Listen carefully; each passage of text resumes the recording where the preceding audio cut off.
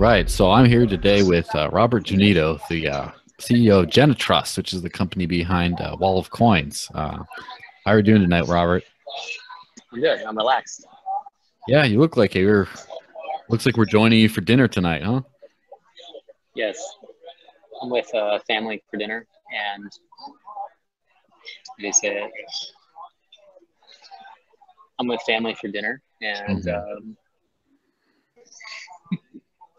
Yeah, that's good. So the big thing, definitely, you're one of the more unique voices in the crypto space. thank And you. uh, how did you first get into cryptocurrency? Like, what first got you into it, and then what were the reasons that it really appealed to you to stay in the space long term? Cool. So I'd like to say that when I'd first heard of Bitcoin, I believe it was from somebody hearing about some like article, like online article. I didn't get it. I thought, oh, you could use PayPal for that. I didn't get the. I didn't get that it was. I didn't get that money. I didn't understand money, so of course I wasn't going to understand why Bitcoin is useful. But late 2010, started really looking into it more, and in early 2011, I began mining and really took a plunge into it. And I had gotten completely obsessed, and I thought it was really cool. And I'm a very creative person um, at my fundamental level, and there's a lot of creative room in the Bitcoin space. I like that. You create your opportunities, you create your future. Bitcoin's awesome. It was that introduction for me. Yeah. So what about it is particularly appealed to you? You said you can be creative. I'm sure you could be creative with a lot of things, but what kind of things did you see? Like, you saw this like raw creation that is Bitcoin, and what could you see that you could do with it that really first said, oh, I'm going to get involved with Bitcoin so I can do that one thing? Yeah, so I think it was more on a functional level. Um, I thought it was really cool that I would be servicing a network like mining. I thought it would be really cool that I would be servicing a network. And the challenge, of course, was to keep these machines online as much as possible. And, that sort of system operations and system engineering was something that I really enjoyed. And it was just really neat that you're doing work, technically doing work for an entity that is not living, not a conscious being. And that was cool. It was like the Terminator movies. You're working for Skynet. Um, Hmm. Yeah, it's cool. And so, what have I you? enjoyed What? the challenges of mining on a larger scale. I really enjoyed that. But the thing that really brought me like huge interest was, I mean, isn't it interesting if your boss is technically something that didn't exist a few years prior, and you're being paid something that is useful, something you're being paid something that represents the scarcity of money or the scarcity of the scarce things that you want to buy. Because face it, we're in a buying type of world, capitalistic, United States, or I am at least. I thought that was really cool. It was a very different idea. Yeah, so it's sort of approaching the concept of a decentralized autonomous organization, because it's this thing that you need to put people in there to make it work. But it's not like the people don't own it. You can just plug people in and it runs, but it's its own thing, right? And obviously, I'm breaking this down into really simple layman's terms and all that. But so did that end up influencing you getting interested in Dash after that? Um, I did get into Dash um, during the dark coin times when I heard about private send. I mean, I don't even think it was called private send then. Yeah, I think it was Dark Was it called Send. dark send? Yeah, which sounds a Yeah, lot dark send. cooler, but sounds ominous and not very palpable to the average person. Yeah, they found it to be a good idea to get away from the dark names, Hmm. and and that's sort of like companies today, like PayPal, who are like, oh, we really need to get away from the PayPal name, and they create other services in other countries. But so the first time I had gotten to Darkcoin, There weren't a ton of, there were a lot of different cryptocurrencies, but there weren't like over 600, 700, 800 and people talking about ICOs and dreaming about what the future is going to be. But it was addressing a real problem. And anytime that I saw a cryptocurrency, I thought to myself, is this addressing a real problem? Like, look at Litecoin. Is it addressing a real problem? Yes and no. Yes, it's addressing a problem with slow development, but no, it's not really solving anything that Bitcoin hasn't solved, except for the recent changes now. You could argue that.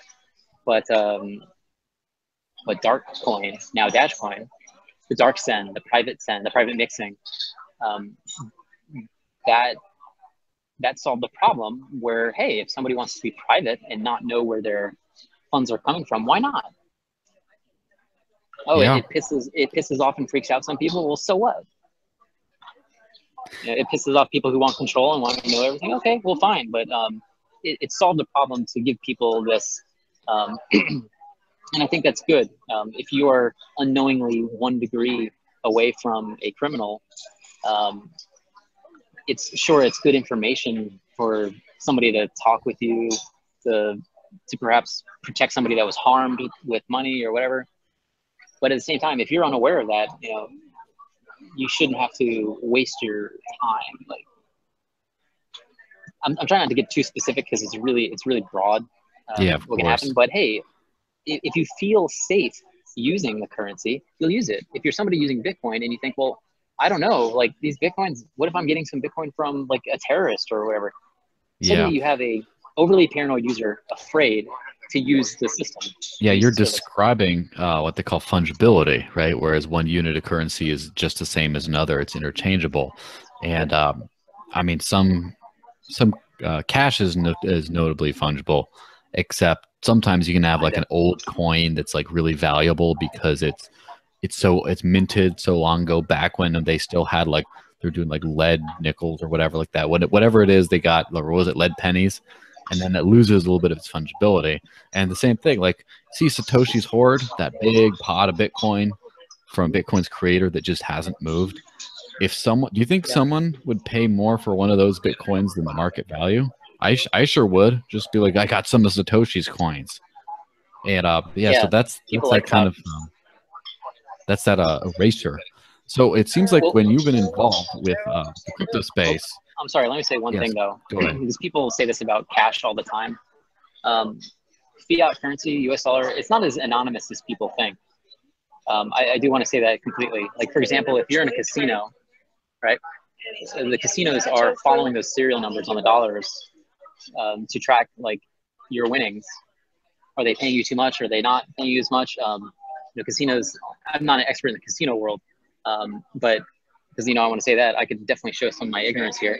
But in the casino world, legally, they have to be paying out X amount to people. And so the numbers on dollar bills themselves are used to identify those dollar bills, sort of like uniquely. You go to a bank, you deposit them. Okay, well, guess what? These dollar bills have touched your name. You go to a casino and you're winning your ass off, and then you put in dollars that you exchanged from one of the money machines. And now you're putting those dollars into other slots, and they know, damn, this guy's won a lot. We played him emotionally, or however their algorithms work. So, but yeah, you do have a level of anonymity, fungibility, privacy. But Dash's private send and the dark send, even from the dark coin times, that's better than the privacy of fiat currency.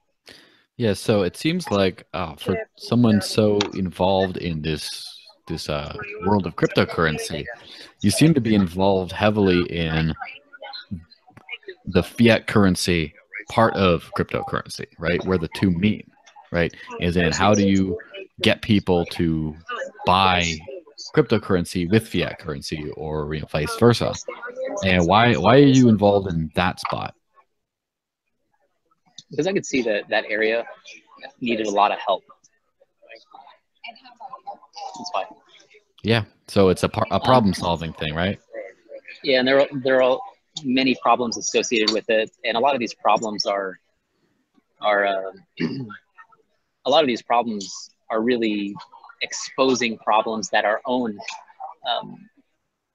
as far as the Western world, United States, Australia, Europe, a lot of these problems are really problems with their policies. But yeah, there's a big problem with everything with cash. Like, how do you? Oh man, this could get pretty complicated. Yes, of course. So, what do you think is a big problem with cryptocurrency in terms of adoption, and how do you think that can be solved? Yeah. So, for one, I see people with privileged banking structures or who are part of the banking system. They forget that most of the world is not banked,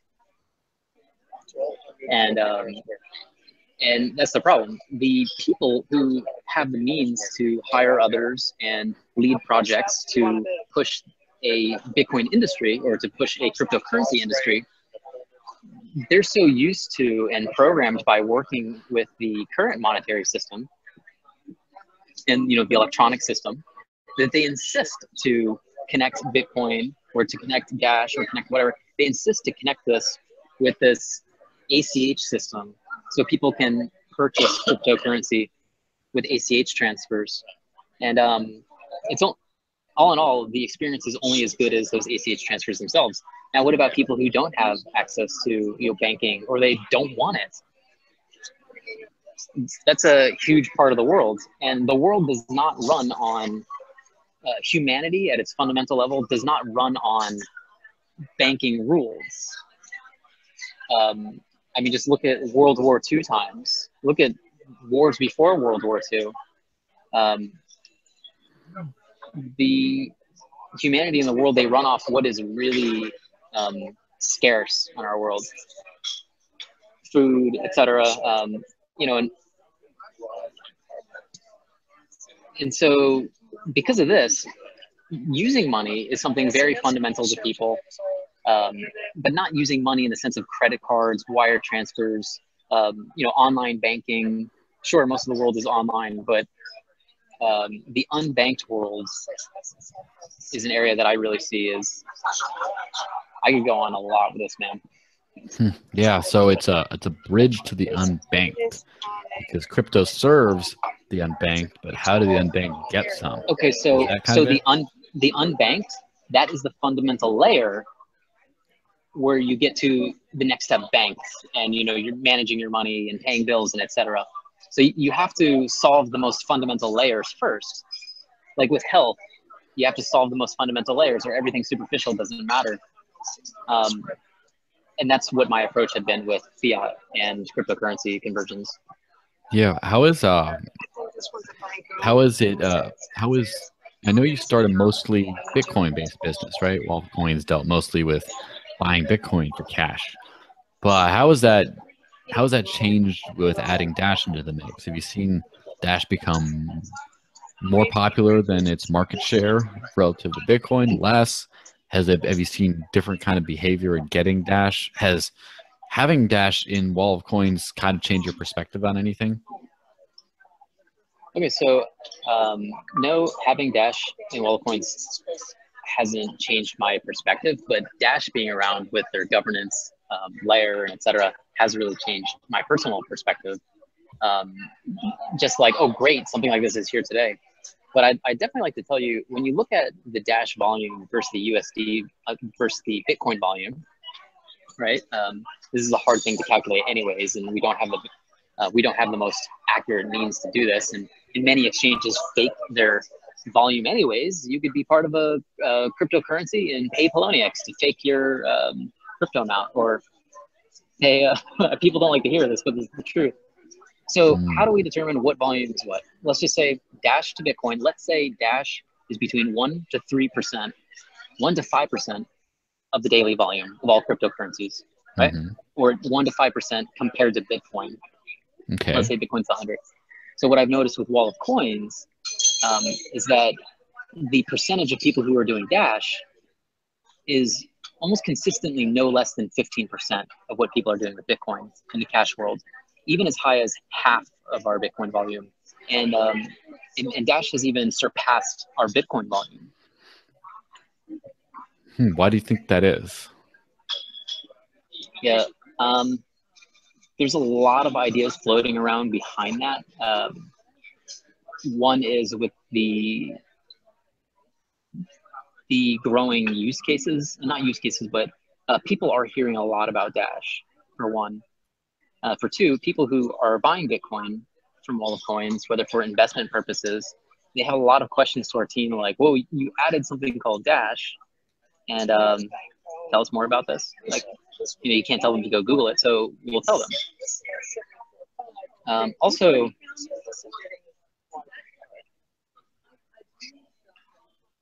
that's the best that I can give there at the moment. But there's a lot of ideas floating around with this. I just accept it. I think Dash is a better product for money. Yes, that might be it, because there's a lot of the banking interacting layers of crypto. Like you got some big thing like Coinbase or Kraken or something. You just do your transfer, and then in a few days it all clears, and then you get your crypto. And whichever crypto it is doesn't matter quite as much. But when you got something like that, where it just how quickly did the cash get the account, and then how quickly does the crypto get in and out? It's the transaction times are a lot more variable to the situation. And so like with instant send, for example, it'd be way faster than Bitcoin. So I'm sure it competes on that level. Here's another theory I'd throw out there, right? A lot of people, more people tend to be in this day and age of high fees and slow transaction times in Bitcoin. A lot of people tend to be thinking of that more as like a long-term investment.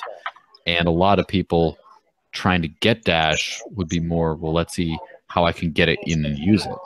And so because of that, you'd have more people just throwing down cash to get some Dash in their little mobile wallet and then go use it, as opposed to just, I'm going to set up a recurring buy on Coinbase and then invest in this over time, and then it's going to go up.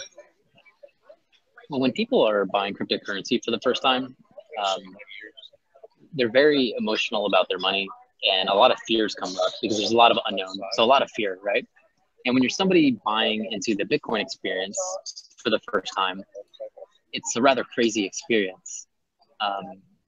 In pretty much any crypto company you buy Bitcoin from, there's a lot of unanswered questions because you're a newbie, right? And then when transactional issues happen at the same time for transaction speeds, even though exchanges have gotten a lot better at this lately with Bitcoin, considering everything that was going on the network and other problems, this has a very scary experience for people getting into money. And people who do this the first time with Dash because they didn't know better, let's say, they just wanted to get some crypto,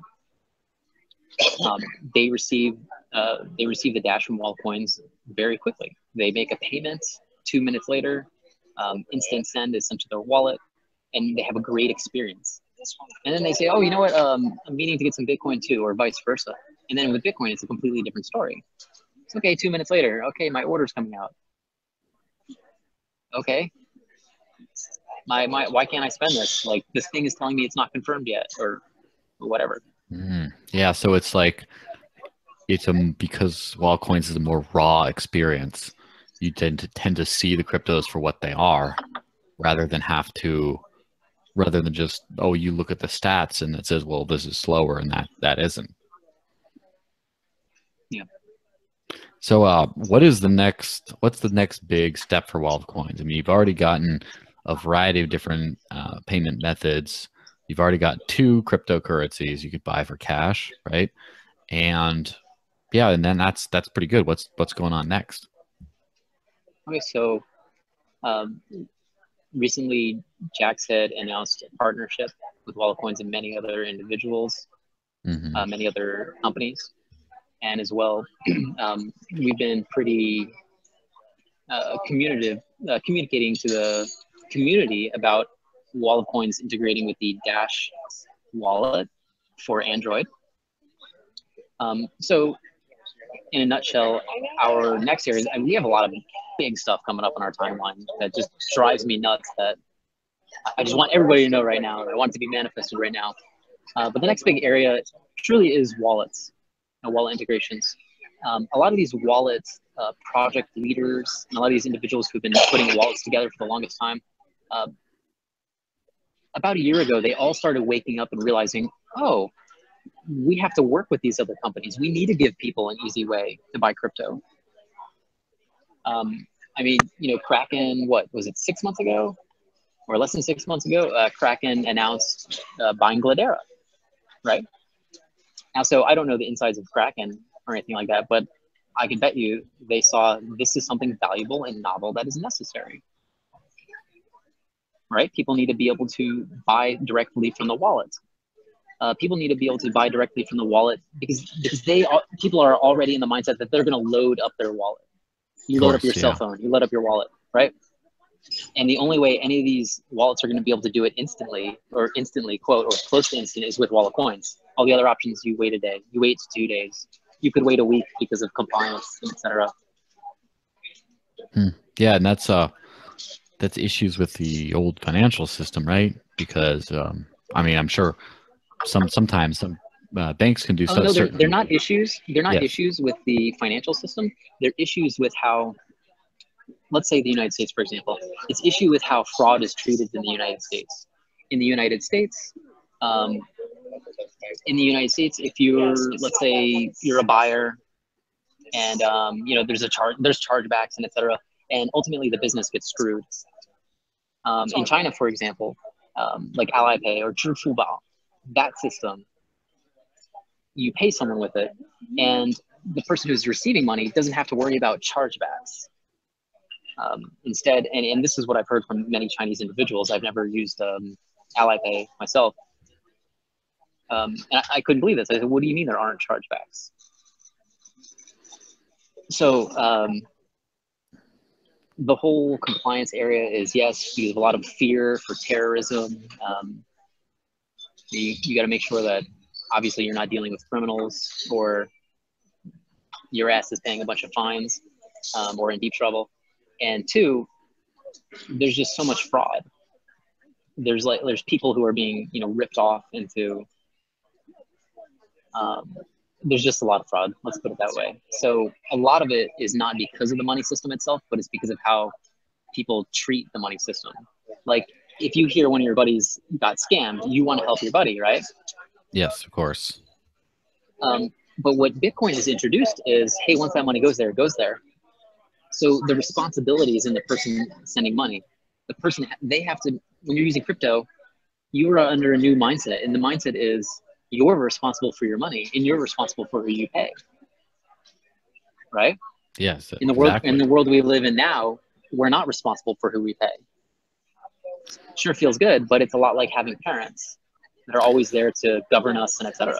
Yeah, so it sounds like just by forcing people to live in a crypto mindset and this whole the whole cash deposit kind of way of doing things like through wall of coins is more reminiscent of crypto. By doing that, you're sort of encouraging society as a whole to take personal responsibility for themselves and their own finances. Is that fair to say? It wouldn't be fair to say that with wall of coins because we're there to help the unbanked as well and to make remote cash a possibility.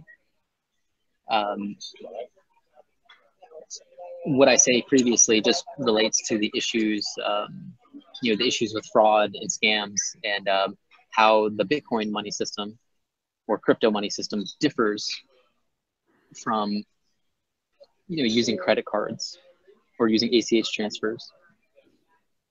Like for example, in China, the Chinese are very scam savvy. Like I'm not saying they're good scammers. I'm saying they're aware of it.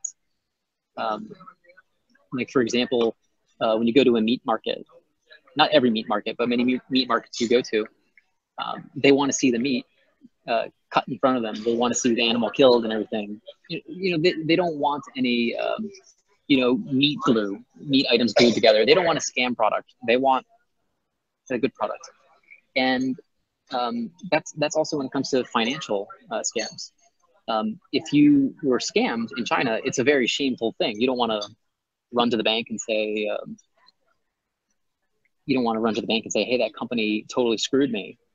They're going to tell you, well, then why'd you give them money? Why don't you be responsible and look into them? Very interesting.